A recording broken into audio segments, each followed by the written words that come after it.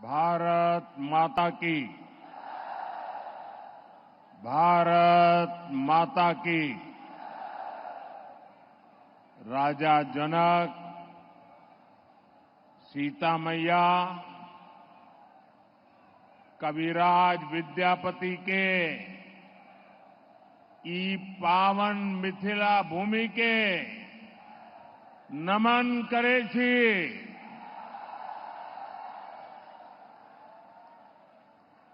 ज्ञान, धान, पान, मखान, ये समृद्ध गौरवशाली धरती पर अपने सबके अभिनंदन करे छी।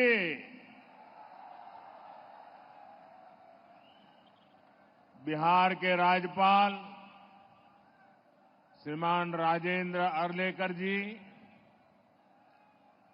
यहां के लोकप्रिय मुख्यमंत्री श्रीमान नीतीश कुमार जी, केंद्रीय मंत्रिमंडल में मेरे सहयोगीगण, बिहार के उप मुख्यमंत्री विजय कुमार सिन्हा और श्री सम्राट चौधरी जी, दरभंगा के सांसद भाई गोपाल जी ठाकुर, अन्य सभी सांसदगण, विधायकगण, अन्य महानुभाव, मिथिला के मेरे प्यारे भाई और बहनों, आप सभी को प्रणाम। साथियों, आज पड़ोसी राज्य झारखंड में पहले चरण के लिए मतदान हो रहा है। झारखंड के लोग विकसित झारखंड के सपने को पूरा करने के लिए वोट डाल रहे हैं। मैं झारखंड के सभी मतदाताओं से आग्रह करूंगा कि ज्यादा से ज्यादा संख्या में मतदान में हिस्सा लें। साथियों, मैं मिथिला की धरती की बेटी स्वर कोकिला शारदा सिन्हा जी को भी श्रद्धांजलि अर्पित करता हूं।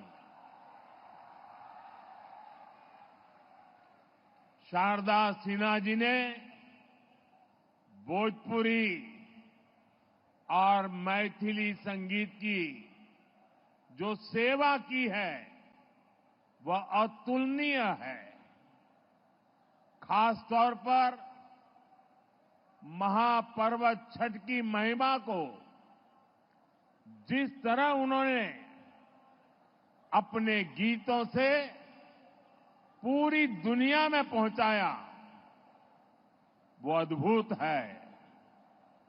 साथियों, आज बिहार समेत पूरा देश विकास के बड़े बड़े लक्ष्यों को पूरा होते देख रहा है। जिन सुविधाओं, परियोजनाओं की पहले सिर्फ चर्चा होती थी, आज वो वास्तविकता बनकर जमीन पर उतर रही है। हम विकसित भारत की तरफ तेजी से कदम बढ़ा रहे हैं। हमारी पीढ़ी सौभाग्यशाली है कि हम इसके साक्षी बन रहे हैं और इसे पूरा करने में अपना योगदान भी दे रहे हैं। साथियों, हमारी सरकार देश की सेवा के लिए, लोगों के कल्याण के लिए हमेशा प्रतिबद्ध रही है। सेवा की इसी भावना से यहां विकास से जुड़े 12,000 करोड़ रुपए के एक ही कार्यक्रम में 12,000 करोड़ रुपए का अलग अलग प्रोजेक्ट का शिलान्यास और लोकार्पण हुआ है। इसमें रोड, रेल और गैस इंफ्रास्ट्रक्चर से जुड़े अनेक प्रोजेक्ट्स हैं और सबसे बड़ी बात, दरभंगा में एम्स का सपना साकार होने की तरफ एक बड़ा कदम उठाया गया है। दरभंगा एम्स के निर्माण से बिहार के स्वास्थ्य क्षेत्र में बहुत बड़ा परिवर्तन आएगा। इससे मिथिला, कोसी और तिरहुत क्षेत्र के अलावा पश्चिम बंगाल और आसपास के कई क्षेत्रों के लोगों के लिए सुविधा होगी। नेपाल से आने वाले मरीज भी इस एम्स अस्पताल में इलाज करा सकेंगे। एम्स से यहां रोजगार, स्वरोजगार के अनेक नए अवसर बनेंगे।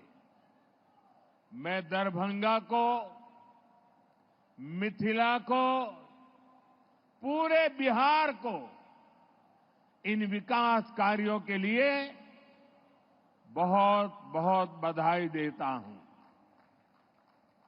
साथियों, हमारे देश में सबसे बड़ी आबादी गरीब और मध्यम वर्ग की है और बीमारी भी सबसे अधिक इन्हीं वर्गों को प्रभावित करती है। इस वजह से इलाज पर इनका खर्च भी बहुत ज्यादा होता है। हम सब उसी पृष्ठभूमि के हैं, गरीब और सामान्य परिवारों से निकले हैं। इसलिए घर में कोई गंभीर रूप से बीमार पड़ता है तो कैसे पूरा घर संकट में आ जाता है, हम इस चिंता को भली भांति समझते हैं। और पहले के दौर में स्थितियां भी बहुत कठिन हुआ करती थी। अस्पताल बहुत ही कम थे, डॉक्टरों की संख्या बहुत ही कम थी, दवाइयां बहुत महंगी थी, बीमारी की जांच का कोई ठिकाना नहीं था और सरकारें सिर्फ वादों और दावों में ही उलझी रहती थी। यहां बिहार में जब तक नीतीश जी सरकार में नहीं आए थे, तब तक गरीबों की इस चिंता को लेकर कोई गंभीरता ही नहीं थी। गरीब के पास चुपचाप बीमारी सहने के अलावा और कोई चारा नहीं था। ऐसी स्थिति में हमारा देश कैसे आगे बढ़ता? इसलिए पुरानी सोच और अप्रोच दोनों बदला। साथियों, हमारी सरकार देश में स्वास्थ्य को लेकर होलिस्टिक अप्रोच के साथ काम कर रही है। हमारा पहला कदम, हमारा फोकस बीमारी से बचाव पर है। दूसरा फोकस बीमारी की सही तरीके से जांच पर है। तीसरा फोकस है लोगों को मुफ्त और सस्ता इलाज मिले और सस्ती दवाएं मिले। हमारा चौथा फोकस है छोटे शहरों में भी इलाज की बेहतरीन सुविधाएं पहुंचाना, देश में डॉक्टरों की कमी को दूर करना और हमारा 5वां फोकस है स्वास्थ्य सेवाओं में टेक्नोलॉजी का विस्तार करना। भाइयों और बहनों, कोई परिवार नहीं चाहता कि उसके घर में कोई बीमारी पड़े। शरीर स्वस्थ रहे, इसके लिए योग, आयुर्वेद, पोषक खान पान का महत्व लोगों को बताया जा रहा है। फिट इंडिया मूवमेंट चलाया जा रहा है। ज्यादातर सामान्य बीमारियों की वजह गंदगी, दूषित खान पान, खराब जीवन शैली होती है। इसलिए स्वच्छ भारत अभियान, हर घर शौचालय, नल से जल जैसे अभियान चलाए जा रहे हैं। ऐसे आयोजनों से शहर तो स्वच्छ बनता ही है, बीमारियां फैलने की गुंजाइश भी कम होती है। और मुझे पता चला अभी कि दरभंगा के इस कार्यक्रम की बात होने के बाद यहां हमारे मुख्य सचिव जी ने खुद ने नेतृत्व किया और दरभंगा में सफाई का अभियान पिछले 3-4 दिन चलाया। मैं उनका और बिहार सरकार के सभी कर्मचारी बंधुओं का और दरभंगा के नागरिकों का इस स्वच्छता अभियान को ताकत देने के लिए हृदय से आभार व्यक्त करता हूं। और मैं चाहूंगा कि आगे 5, 7, 10 दिन भी इस कार्यक्रम को और तेजी से चलाया जाए। साथियों, ज्यादातर बीमारियों का अगर समय रहते इलाज शुरू कर दिया जाए तो उन्हें गंभीर होने से रोका जा सकता है। लेकिन महंगी जांच की वजह से अक्सर लोग बीमारी के बारे में जान ही नहीं पाते। इसलिए हमने देश भर में 1.5 लाख से ज्यादा आयुष्मान आरोग्य मंदिर बनाए हैं। इससे कैंसर, डायबिटीज जैसी अनेक बीमारियों के बारे में शुरू में ही पता लग सकता है। साथियों, आयुष्मान भारत योजना से अब तक देश में 4 करोड़ से अधिक गरीब मरीजों का इलाज हो चुका है। अगर आयुष्मान भारत योजना न होती तो इनमें से ज्यादातर लोग अस्पताल में भर्ती ही नहीं हो पाते। मुझे इस बात का संतोष है कि इनके जीवन की बहुत बड़ी चिंता एनडीए सरकार की योजना से दूर हुई और इन गरीबों का इलाज सरकारी अस्पतालों के साथ ही प्राइवेट अस्पतालों में भी हुआ है। आयुष्मान योजना से करोड़ों परिवारों को करीब 1.25 लाख करोड़ रुपए की बचत हुई है। ये 1.25 लाख करोड़ रुपया अगर सरकार ने देने की घोषणा की होती तो महीने भर हेडलाइन पे चर्चा चली रहती। एक योजना से देश के नागरिकों के जेब में 1.25 लाख करोड़ रुपया बचे हैं। भाइयों और बहनों, चुनाव के समय मैंने आपको गारंटी दी थी कि 70 साल के ऊपर के बुजुर्ग हैं, उन सबको भी आयुष्मान योजना के दायरे में लाया जाएगा। मैंने अपनी ये गारंटी पूरी कर दी है। बिहार में भी 70 साल से ऊपर के जितने भी बुजुर्ग हैं, परिवार की कमाई कुछ भी हो, उनके लिए मुफ्त इलाज की सुविधा शुरू हो गई है।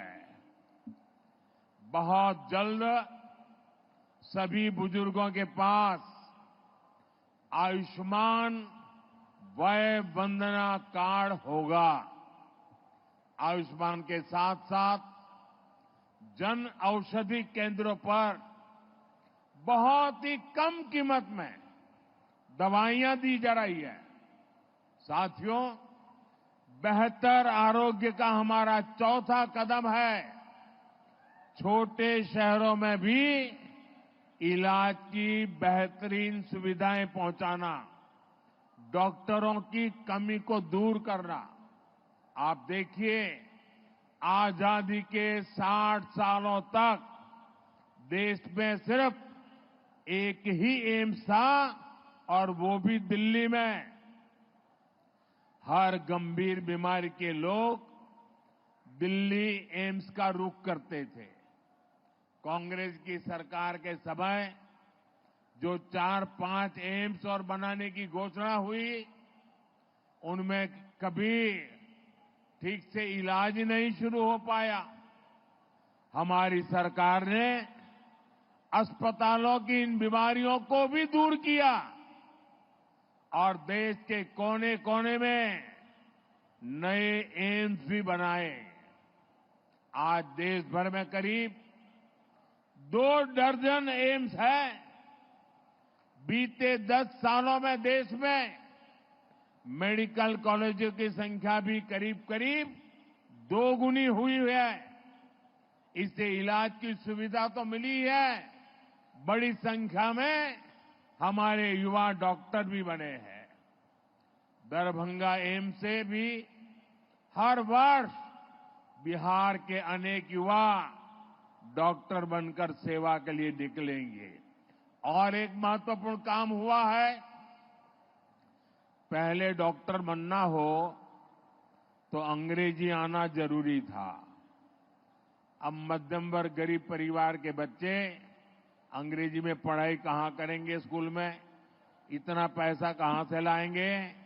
और इसलिए हमारी सरकार ने तय किया, अब डॉक्टर पढ़ना है या इंजीनियरिंग पढ़ना है, वो अपनी मातृभाषा में डॉक्टर बन सकता है, अपनी मातृभाषा में पढ़ करके इंजीनियर बन सकता है।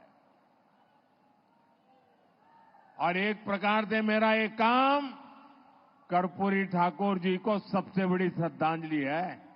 वो यही सपना हमेशा देखते थे, उस काम को हमने किया है। पिछले 10 साल में हमने मेडिकल की 1 लाख नई सीटें जोड़ी है। हम आने वाले 5 साल में देश में मेडिकल की 75,000 नई सीटें जोड़ने वाले हैं।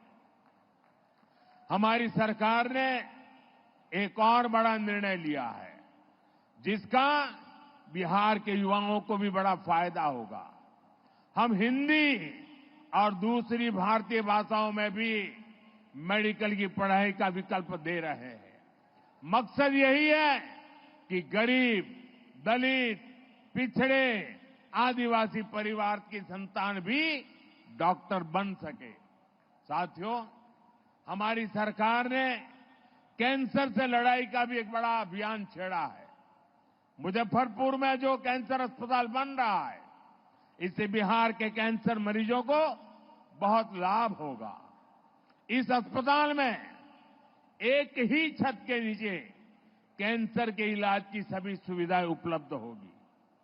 अब तक जिन मरीजों को इलाज के लिए दिल्ली, मुंबई जाना पड़ता है, उन्हें यहीं पर बेहतर इलाज मिल सकेगा। और मुझे खुशी है कि बिहार को आने वाले समय में आंख का भी एक बड़ा अस्पताल मिलने जा रहा है। अभी हमारे मंगल जी बता रहे थे, कुछ दिन पहले जब मैं काशी में था तो वहां कांची कामकोटी के शंकराचार्य जी से आशीर्वाद से बहुत बड़ा आंखों का अस्पताल बना है। काशी में वो एक बहुत बढ़िया अस्पताल अभी बना है। मेरे यहां जब मैं गुजरात में था तो पहले मेरे गुजरात में बना था, तो मुझे लगा जो अस्पताल मेरे गुजरात में मैंने देखा बना, जो मैं काशी का एमपी बना वहां हुआ, उसकी सेवाएं भी उत्तम है। तो मैंने उनसे प्रार्थना की कि आंखों के ऐसी ही एक अस्पताल मुझे मेरे बिहार में चाहिए, और उन्होंने मेरे इस प्रस्ताव को स्वीकार कर लिया है। और अभी मुझे मुख्यमंत्री जी बता रहे थे कि उसमें प्रक्रिया बहुत तेजी से आगे बढ़ रही है, तो एक अच्छा आंख के लिए अस्पताल मिलेगा। आंख का ये नया अस्पताल भी इस क्षेत्र के लोगों की बहुत बड़ी मदद करेगा। साथियों, नीतीश बाबू के नेतृत्व में बिहार ने सुशासन का जो मॉडल विकसित करके दिखाया वो अद्भुत है। बिहार को जंगल राज से मुक्ति दिलाने में उनकी भूमिका, उसकी जितनी सराहना की जाए वो कम है। एनडीए की डबल इंजन की सरकार बिहार में विकास को गति देने के लिए प्रतिबद्ध है। बिहार का तेज विकास, यहां बेहतर इंफ्रास्ट्रक्चर और यहां के छोटे किसानों, छोटे उद्योगों को प्रोत्साहन देने से ही संभव होने वाला है। एनडीए सरकार इसी रोडमैप पर काम कर रही है। आज बिहार की पहचान यहां बनने वाले इंफ्रास्ट्रक्चर निर्माण, एयरपोर्ट, एक्सप्रेसवे से मजबूत हो रही है। दरभंगा में उड़ान योजना के तहत एयरपोर्ट शुरू हुआ है, जिससे दिल्ली, मुंबई जैसे शहरों तक सीधी उड़ान की सुविधा मिलने लगी है। बहुत जल्द यहां से रांची के लिए भी उड़ान शुरू हो जाएगी। 5,500 करोड़ रुपए की लागत से तैयार होने वाले आमद दरभंगा एक्सप्रेस पर भी काम चल रहा है। आज 3,400 करोड़ रुपए की लागत से सिटी गैस डिस्ट्रीब्यूशन के काम का शिलान्यास भी हुआ है। और घर में जैसे नल से जल आता है ना, वैसे ही नल से गैस आना शुरू हो जाएगा, और वो सस्ता भी होगा। विकास का ये महायज्ञ बिहार में इंफ्रास्ट्रक्चर को एक नई ऊंचाई पर ले जा रहा है। इससे यहां पर बड़ी संख्या में रोजगार के भी अवसर पैदा हो रहे हैं। साथियों, दरभंगा के बारे में कहा जाता है, पग पग पोखरी माछ मखान, मधुर बोल मुस्की मुख पान। इस क्षेत्र के किसानों, मखाना उत्पादकों और मछली पालकों का हित भी हमारी सरकार की सर्वोच्च प्राथमिकता है। पीएम किसान सम्मान निधि के तहत बिहार के किसानों को 25,000 करोड़ रुपए से ज्यादा मिले हैं। मिथिला के किसानों को भी इस योजना का फायदा मिला है।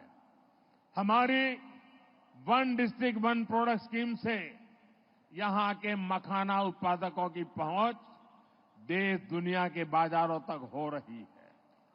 मखाना उत्पादकों के हितों को ध्यान में रखते हुए मखाना अनुसंधान केंद्र को राष्ट्रीय संस्थान का दर्जा दिया गया है। मखाना को जीआई टैग भी मिला है। इसी तरह मत्स्य संपदा योजना के तहत अपने मछली पालक साथियों को हम हर स्तर पर मदद कर रहे हैं। मछली उत्पादकों को किसान क्रेडिट कार्ड का लाभ मिलने लगा है। यहां जो मीठे पानी की मछली है उसका भी बहुत बड़ा बाजार है। पीएम मत्स्य संपदा योजना से भी उन्हें बहुत मदद मिल रही है। भारत को हम विश्व के एक बड़े मछली निर्यातक देश के रूप में विकसित कर रहे हैं। इसका भी बहुत लाभ दरभंगा के मछली पालकों को मिलना तय है। साथियों, कोसी और मिथिला को बाढ़ से जो परेशानी होती है उसको दूर करने के लिए भी हम ईमानदारी से काम कर रहे हैं। इस वर्ष के बजट में हमने बिहार की बाढ़ की समस्या से निपटने के लिए एक विस्तृत प्लान घोषित किया है। मुझे विश्वास है नेपाल के साथ मिलकर हम इस समस्या को हल कर पाएंगे। इससे जुड़े 11,000 करोड़ रुपए से अधिक के प्रोजेक्ट पर भी हमारी सरकार काम कर रही है। साथियों, हमारा बिहार भारत की विरासत का बहुत बड़ा केंद्र है। इस विरासत को संजोना हम सभी की जिम्मेदारी है। इसलिए एनडीए सरकार विकास भी और विरासत भी के मंत्र पर चल रही है। आज नालंदा विश्वविद्यालय फिर से अपना पुराना गौरव पाने की तरफ आगे बढ़ रहा है। साथियों, विविधताओं से भरे हमारे देश में अलग अलग भाषाएं भी हमारी बहुत अनमोल विरासत है। इन्हें बोलना जरूरी है, इन्हें बचाना भी जरूरी है। हाल में ही हमने पाली भाषा को शास्त्रीय भाषा का दर्जा दिया है। इस भाषा में भगवान बुद्ध के संदेश और बिहार के प्राचीन गौरव का विस्तृत वर्णन है। इसकी जानकारी युवा पीढ़ी तक पहुंचाना जरूरी है। और मैं आपको याद दिलाना चाहूंगा, ये एनडीए सरकार ही है जिसने मैथिली भाषा को संविधान की 8वीं अनुसूची में शामिल किया था। झारखंड में भी मैथिली को द्वितीय राज्य भाषा दर्जा प्रदान किया गया है। साथियों, हमारी सांस्कृतिक समृद्धि के दर्शन यहां दरभंगा में, मिथिलांचल में कदम कदम पर होते हैं। माता सीता के संस्कार इस धरती को समृद्ध करते हैं। एनडीए सरकार देश भर के 1 दर्जन से अधिक शहरों को रामायण सर्किट से जोड़ रही है। इसमें हमारा दरभंगा भी शामिल है। इससे इस क्षेत्र में पर्यटन को बल मिलेगा। दरभंगा, सीतामढ़ी, अयोध्या रूट पर अमृत भारत ट्रेन से भी लोगों को बहुत मदद मिली है। साथियों, आपसे बात करते हुए आज मैं दरभंगा स्टेट के महाराजा कामेश्वर सिंह जी के योगदान को भी याद कर रहा हूं। आजादी के पहले और बाद में भारत के विकास में उनका महत्वपूर्ण योगदान रहा है। मेरे संसदीय क्षेत्र काशी में भी उनके कार्यों की बहुत चर्चा होती है। महाराजा कामेश्वर सिंह के समाज कार्य दरभंगा का गौरव है, हम सभी के लिए प्रेरणा है। साथियों, दिल्ली में, केंद्र में मेरी सरकार और यहां बिहार में नीतीश जी की सरकार मिलकर बिहार के हर सपने को पूरा करने के लिए काम कर रही है। हमारी विकास और जन कल्याण योजनाओं का ज्यादा से ज्यादा लाभ बिहार के लोगों को मिले, यही हमारा प्रयास है। मैं एक बार फिर दरभंगा एम्स के लिए, अन्य विकास परियोजनाओं के लिए आप सभी लोगों को बहुत बहुत बधाई देता हूं। आने वाले नेमान पर्व की भी आप सभी को बहुत बहुत शुभकामनाएं। मेरे साथ बोलिए, भारत माता की, भारत माता की, भारत माता की। बहुत बहुत धन्यवाद।